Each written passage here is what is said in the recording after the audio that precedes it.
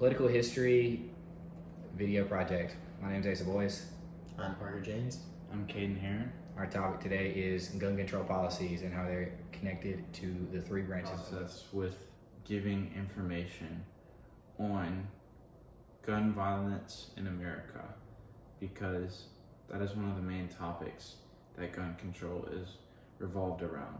So in order to have a good discussion about gun control, we need to talk about the statistics involved in it. So since 2015, over 19,000 people have been shot and wounded or killed in a mass shooting. In 2020 alone, over 600 people were killed with over 2,700 wounded.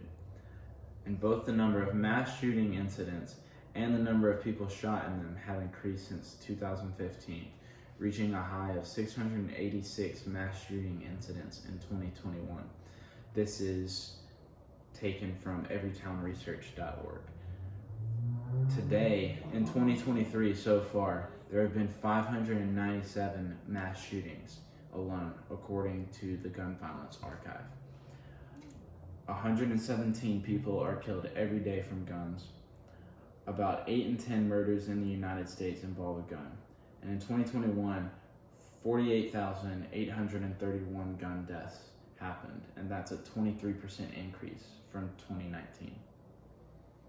Yeah. To continue off those, are your statistics from just Louisiana or the nation?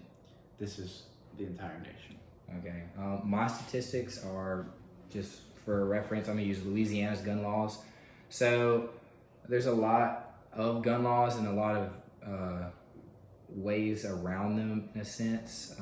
There's the concealed carry, there's open carry, there is a background check when purchasing a weapon, but there is no wait period, which is an issue. In some states, they do have wait times to purchase semi-automatic weapons or anything of that caliber, just to prevent things like mass shootings and mass incidents. Now, other issues that face with Louisiana's gun laws and restrictions, like the Castle Doctrine, for example, anything involving self-defense. A lot of times, for example, in Louisiana, even if somebody's on your property, if they're not in your house, you can't shoot them. If they're in your house and they look like they're trying to flee, you're not allowed to shoot them. And even in self-defense cases, it can get really blurry on it. Thank you. I'm going to be talking about the possible solutions to these gun violent acts. A required gun class in order to purchase a firearm should be admitted. Banning online and private gun sales entirely can reduce the gun violence. Background checks for all gun sales, a universal background check. A required waiting period for all gun sales to reduce crimes of anger, and a ban on military-style firearms to the common people.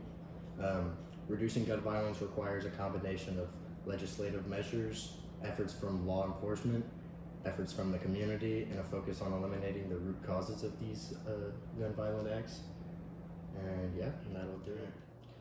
Today I'm going to be talking about the executive branch and their attitudes towards gun policy. The executive branch, with the president as its voice, has power over gun policies such as the power to veto any gun issue coming in, which can be found in whitehouse.gov. The executive branch also has the authority to enforce specific actions surrounding gun policy. So that could range from a background check, or maybe even regulating the sales of them. A flaw regarding the executive branch would be the fact that attitudes towards gun policy changes with every president elected, which would mean inconsistency in gun attitude in America. I will be going next, I guess.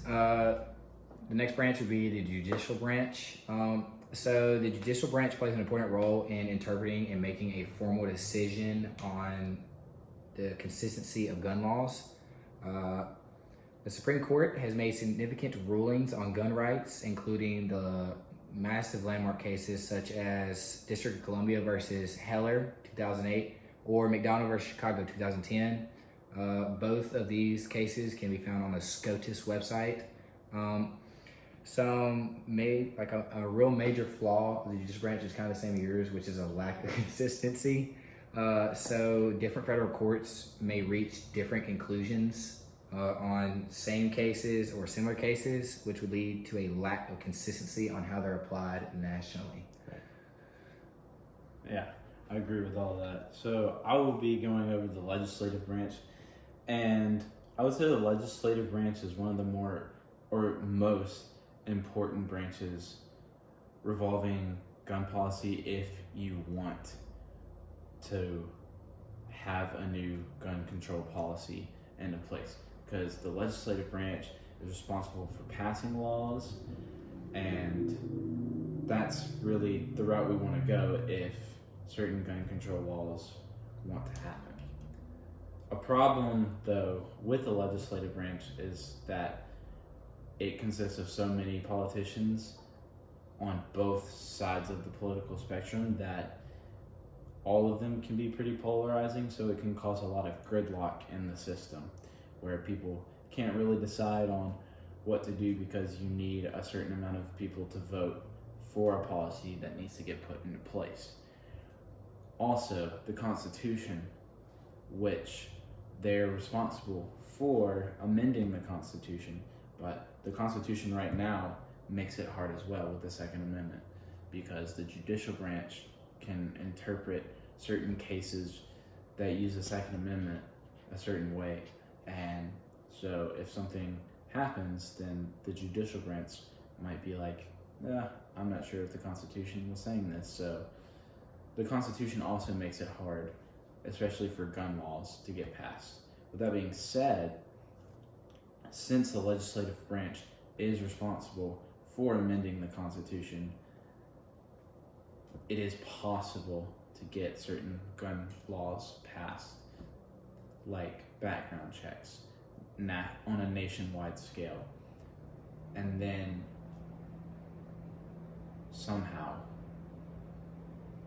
the Constitution can get amended and it can be put into law.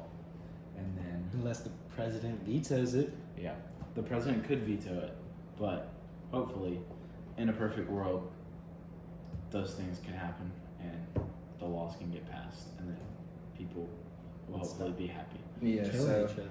mine is basically interpreting it and making a decision and judgment, Mine would be enforcing the laws.